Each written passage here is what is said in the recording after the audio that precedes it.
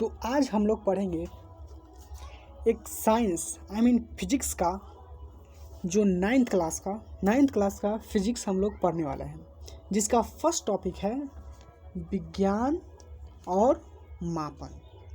तो सबसे पहले हम आपको पढ़ा चुके हैं विज्ञान क्या होता है। ओके, आप लोग देखिएगा, इससे पहले वाला वीडियो में मैं आपको सब कुछ पढ़ा चुका हूँ कि विज्ञान क्या होता है। उसको अच्छी तरह से आप लोग पढ़ लीजिएगा।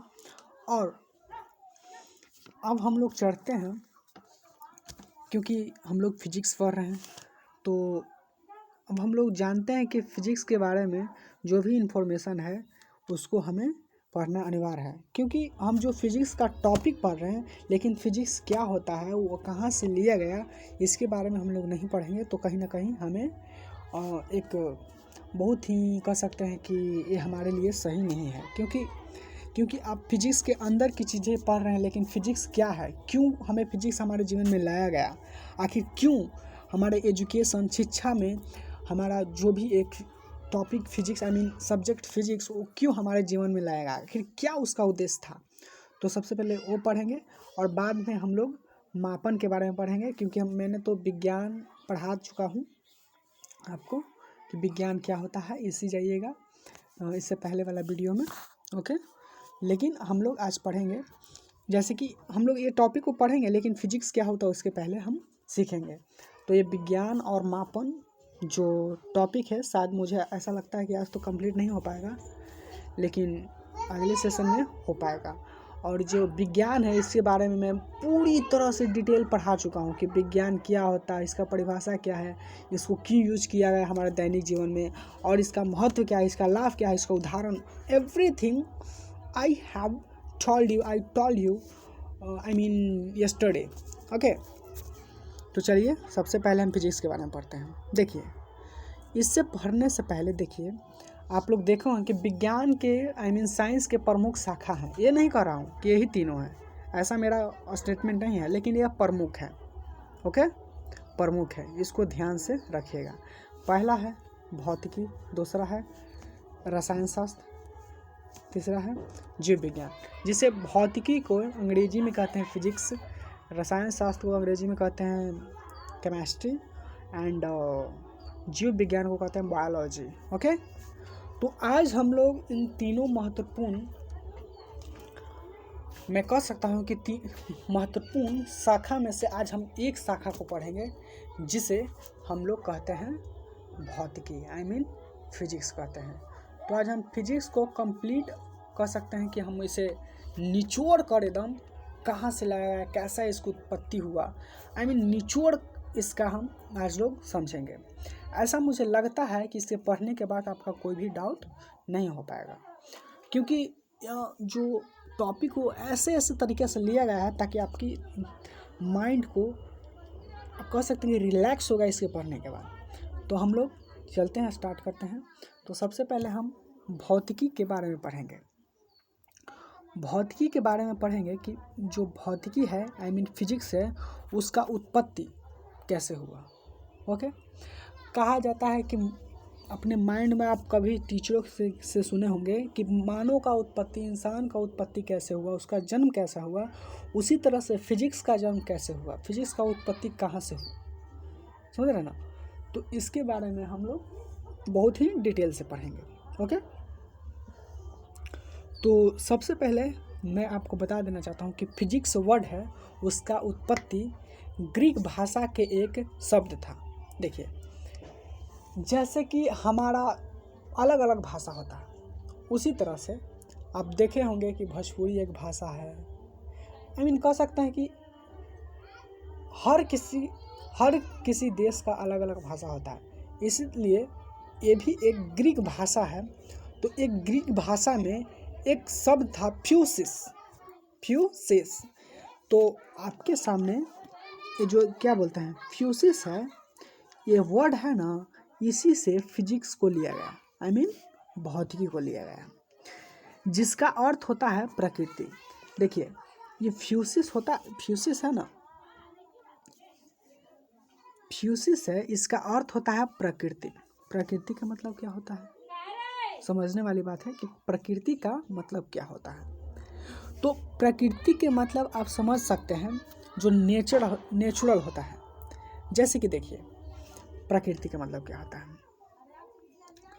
जैसे कि एक पेड़ पौधा है, ओके। तो पेड़ पौधा है तो देखिए और देखिएगा कि जैसे कि जो आपको देखिए एग्जाम्पल की तरह से मैं आपको समझाना चाहता हूँ। सूर्य है और एक को आप समझ सकते हैं, एक आप उदाहरण के लिए सूर्य रखिए और उदाहरण के लिए आप एक रख सकते हैं, क्या बोलूँ, मान लीजिए कि बल्ब, ओके। बल्ब ना रखकर और कुछ भी रख सकते हैं, लेकिन ये दोनों रखिए। तो देखिए ये सूर्य है जो इसको किसी ने बनाया नहीं है और बल्ब को किसी ने बनाया है। तो इससे यह पता चलता है कि जिसका कोई निर्माण नहीं करता उसको प्रकृति कहते हैं, और जिसका निर्माण करता है, देखिए ये जो किसी तो सूर्य का निर्माण नहीं किया तो ये प्राकृतिक है, ओके। और ये जो बल्ब है ये प्राकृतिक नहीं है, समझ रहे हैं ना। इस तरह से आप समझ सकते हैं। तो ऐसा चीज़ जो पहले से उपलब्ध हो प्राकृतिक में तो प्रकृति होता है, ठीक ना।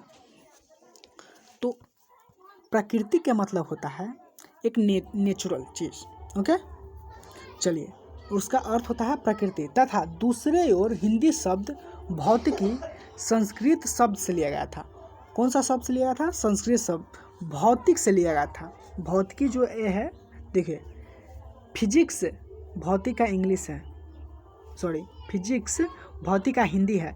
तो भौतिकी जो देखिए फिजिक्स तो इससे लिया गया था, जो फिजिक्स है जो फ्यूसिस से लिया गया था, लेकिन भौतिकी है ना जो भौतिक से लिया गया था, जिसका अर्थ होता है प्राकृतिक। देखिए भौतिक का अर्थ भी प्राकृतिक होता है। तब मैं आपको समझा चुका हूँ कि प्राकृतिक किसे कहते हैं, समझ रहे ना। जैसे कि एक कोयला है, कोयला को किसी ने बनाया, यह प्रकृति से आया, यह प्राकृतिक है, समझ रहे हैं। इसका निर्माण खुद होता है, इसका निर्माण जिसका खुद होता है उसे प्राकृतिक कहते हैं। तो यह एक प्राकृतिक है। देखिए प्रकृति के मतलब होता है नेचुरल। जैसे कि एक वातावरण है ना, उसमें प्रकृति के कह सकते हैं कि उसमें जब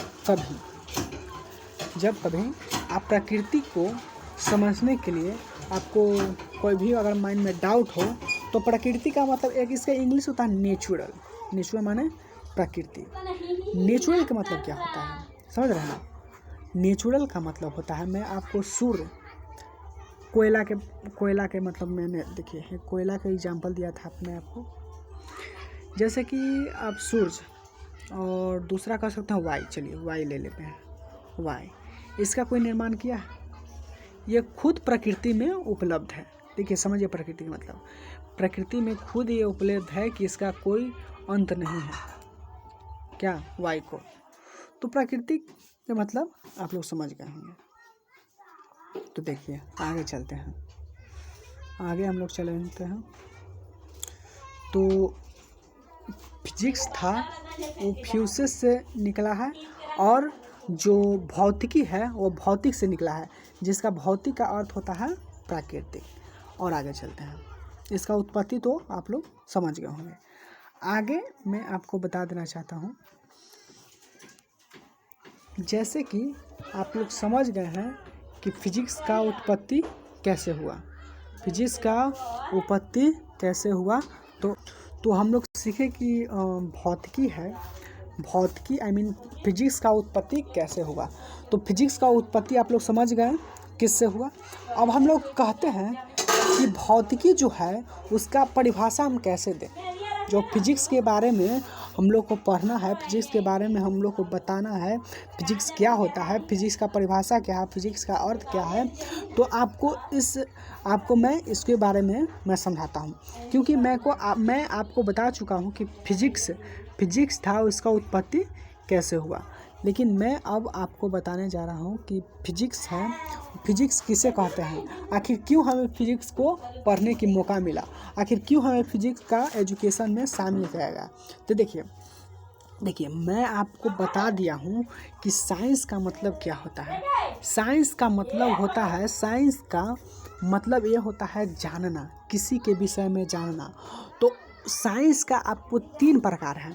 तो मैं आपको बता रहा फिजिक्स, केमिस्ट्री एंड बायोलॉजी। तो इसका यह अर्थ होता है कि साइंस का मतलब जानना, लेकिन ये जो सब्जेक्ट तीनों बांट दिया गया है, फिजिक्स, केमिस्ट्री, बायोलॉजी, यह इसलिए बांटा गया है कि देखिए, मैंने बोला था साइंस किसे कहते हैं, विज्ञान किसे कहते हैं, जो किसी के चीज़ के बारे में जानना। लेकिन ये जो फिजिक्स जो शाखा बांट दिया है, प्रमुख शाखा बांट दिया गया है, इसलिए बांट दिया गया है ताकि जो परिभाषा लिखा हुआ है कि जो साइंस है, जो किसी चीज़ के बारे में जानकारी प्राप्त करना होता है, तो उसी लिए यह बांट दिया गया है कि किसी चीज़ को क्यों। मैं आपको डिफिनेट बता देना चाहता हूँ कि ये तीनों शाखा है, तो ये तीनों से शाखा से यह पता चलता है कि कोई इसका में परफेक्ट है कि ये पेड़ पौधे के बारे में बताना है, ये जंतु के बारे में बताना है, ये केमिकल पदार्थ के बारे में बताना है। समझ रहे हैं ना? तो बांट दिया गया है शाखा में, समझ रहे हैं ना? जैसे कि मैं आपको डिटेल समझाना चाहता हूँ। जैसे कि देखिए 1 मिनट, देखिए मैं आपको डिटेल समझा देता हूँ, आप लोग समझिएगा ध्यान से। देखिए, जैसे कि साइंस बतलाता है कि जब वो जो साइंस का जो परिभाषा था उसमें बताया गया था, देखिए ध्यान से देखिएगा, उसमें यह बताया गया था कि किसी भी चीज़ के बारे में जानकारी। तो देखिए, ये तो स्पष्ट नहीं हो रहा कि किसके बारे में जानकारी प्राप्त करना हो रहा है, ऐसा नहीं हो रहा है। तो देखिए, इसी के लिए देखिए मैं आपको बता देना चाहता हूँ। जैसे कि आप डॉक्टर को देखे होंगे, ओके। एक डॉक्टर होता है जो मनुष्य का इलाज करता है, ओके, एक डॉक्टर। और जो एक और डॉक्टर होता है वो जानवर का इलाज करता है। 2 डॉक्टर, समझ जाइए। अगर इससे नहीं समझ पा रहे हैं, देखिए, लेकिन इससे मैं आपको समझा पाता हूँ। देखिए दोनों का मतलब इलाज करना ही होता है। देखिए, अगर कोई मनुष्य के करे या जानवर के करे, अगर बोला जाए कि डॉक्टर क्या है तो इलाज करता है। देखिए, डॉक्टर क्या है, इलाज करता है, लेकिन किसको करता है, ये सवाल होता है ना। तो कोई जो मनुष्य को जो इलाज करता है वो भी एक डॉक्टर है, लेकिन डिफाइन कर दिया गया है कि ये जो डॉक्टर है ये मनुष्य के लिए है, और ये जो डॉक्टर है ये जानवर के लिए, डिफाइन हो गया। लेकिन पहले था कि डॉक्टर किसे कहते हैं, जो इलाज करता है। सिंपल ये नहीं, परिभाषा में नहीं बता रहा हूँ, लेकिन मैं समझाने के लिए तर्क दे रहा हूँ कि डॉक्टर होता है जो इलाज करता है, लेकिन किसको इलाज करता है, होता है ना। तो डिफाइन हो गया कि एक मनुष्य का भी इलाज करता है डॉक्टर, एक दूसरा डॉक्टर होता है जो जानवर का अलग अलग होता है। आप लोग समझने का कोशिश किया, अगर इससे नहीं कंप्लीट हो रहा है तो देखिए मैं आपको दूसरा तरीका से समझाता हूँ।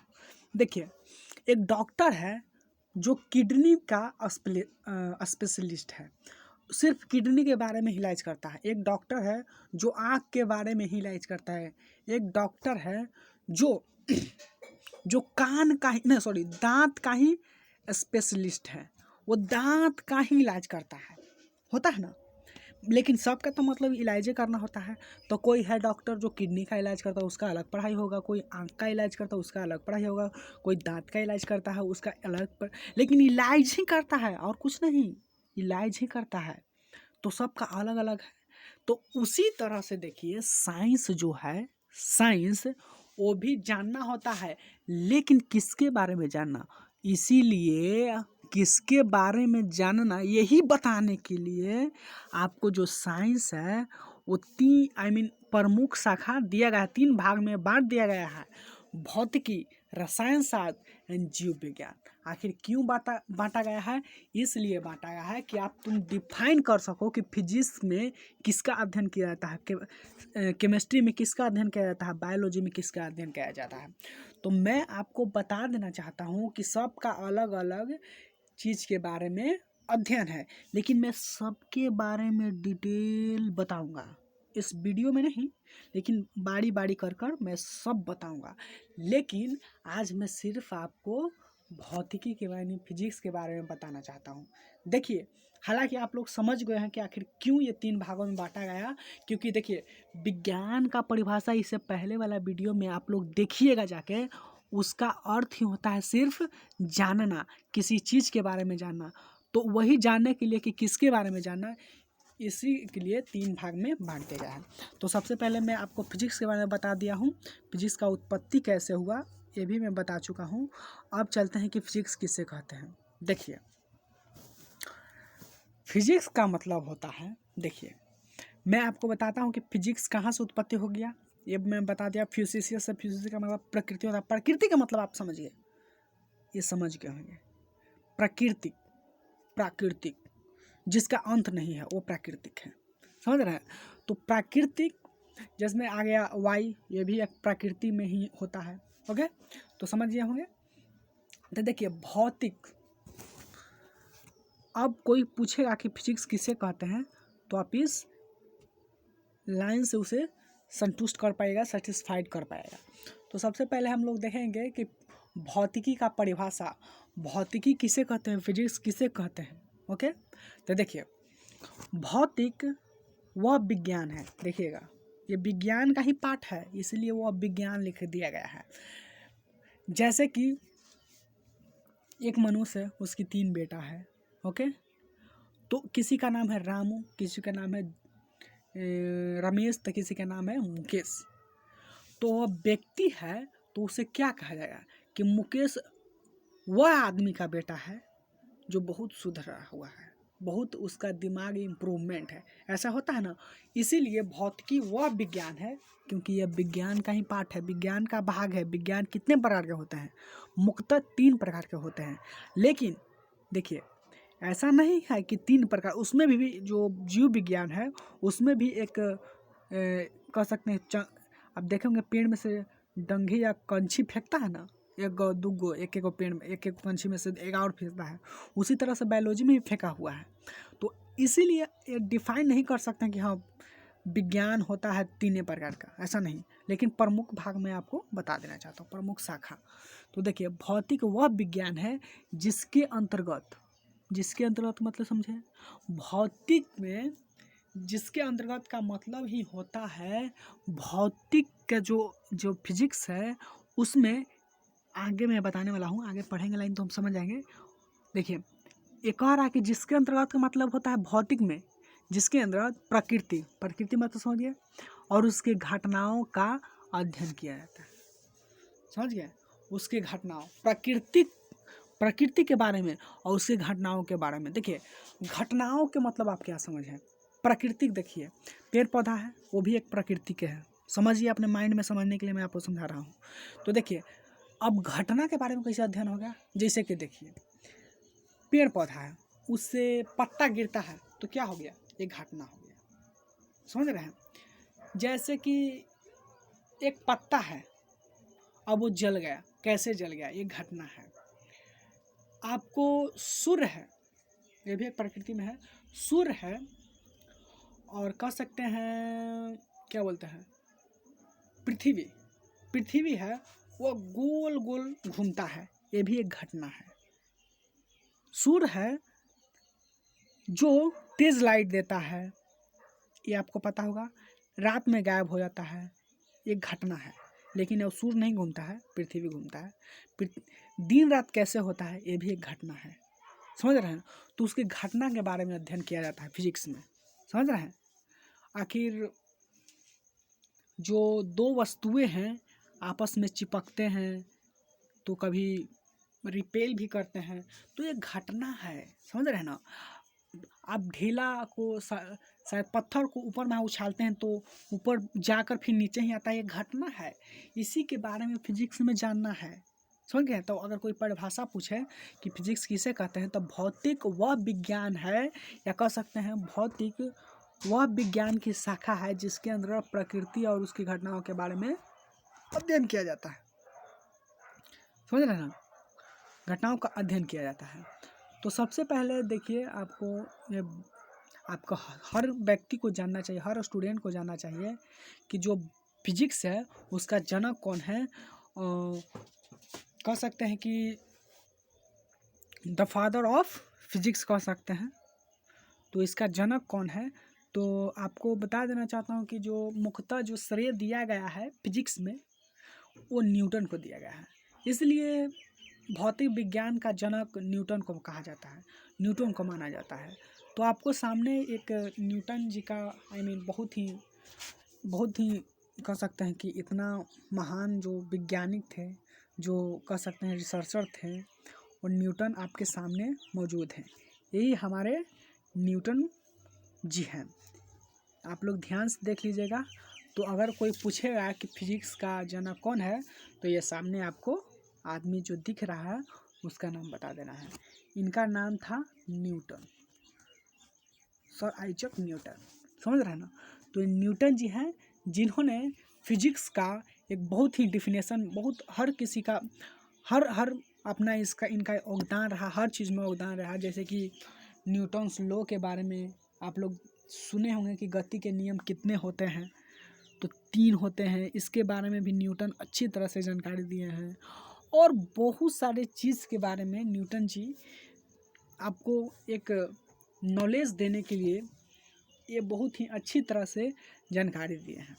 तो इसके लिए इनको न्यूटन का श्रेय फिजिक्स का श्रेय दिया गया और जनक कहा गया। तो अगर कोई पूछे कि फिजिक्स का जनक कौन है, फिजिक्स का फादर कौन है, तो आप बता दीजिएगा न्यूटन। लेकिन सबसे पहले हम लोग ये भी जानने का प्रयास करेंगे कि न्यूटन बाबा जी का जन्म कब हुआ और मृत्यु कब हुआ। तो देखिए, जो न्यूटन थे उनका जन्म हुआ था 3 जनवरी, जन्म याद रखिएगा 3 जनवरी 1643 ईस्वी में। समझ रहे हैं? 1643 ईस्वी में।